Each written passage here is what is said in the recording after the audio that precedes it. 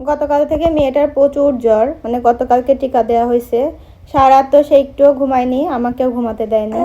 তো সকাল থেকে উঠে সংসারের সমস্ত কাজ শেষ করে ছেলেটাকে স্কুলে পাঠিয়েছি, সমস্ত কাজ শেষ করে দুপুরে রান্নাবান্না শেষ করে এখন আবার মেয়েটাকে রেখে নিজের পরীক্ষা দিতে যাচ্ছি।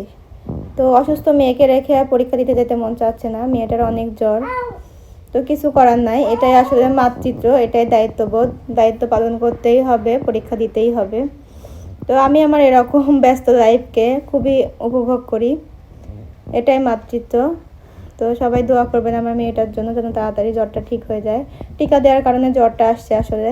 তো এখন রেখে যাচ্ছি, আমার একটুও মনে যাচ্ছে না যে যাই পরীক্ষা দিয়ে আসি। জ্বর, সারা রাত কান্না করছে, একটুও ঘুমাতে দেয়নি, সকাল থেকেও কান্নাকাটি করতেছে, প্রচুর শরীর ব্যথা, 2-3টা টিকা একসঙ্গে দিছে। তো আমার খুবই খারাপ লাগতেছে। নিষ্পাপ আমি রেডি হচ্ছি, ও বিছানায় শুয়ে তাকিয়ে তাকিয়ে দেখতেছে আমার রেডি হওয়া, ভাবছে যে ওকে হয়তো বা নিয়ে যাব। তার এই তাকানো দেখে, নিষ্পাপ চাহনি দেখে আমার আর যেতে ইচ্ছা করতেছে না। ও ভাবছে তাকে নিয়ে আমি যাব, রেডি হচ্ছে, ও একভাবে তাকিয়ে আছে বিছনা থেকে, আমাকে দেখছে রেডি হওয়া। তো যাই হোক, সবাই একটু দোয়া করবেন পাখিটার জন্য, যেন জ্বর তাড়াতাড়ি ঠিক হয়ে যায়। মা থাকো, হ্যাঁ আমি যাই। হ্যাঁ থাকো, তুমি নানিমার কাছে থাকো, আমি যাই। থাকো, আল্লাহ হাফেজ, থাকো।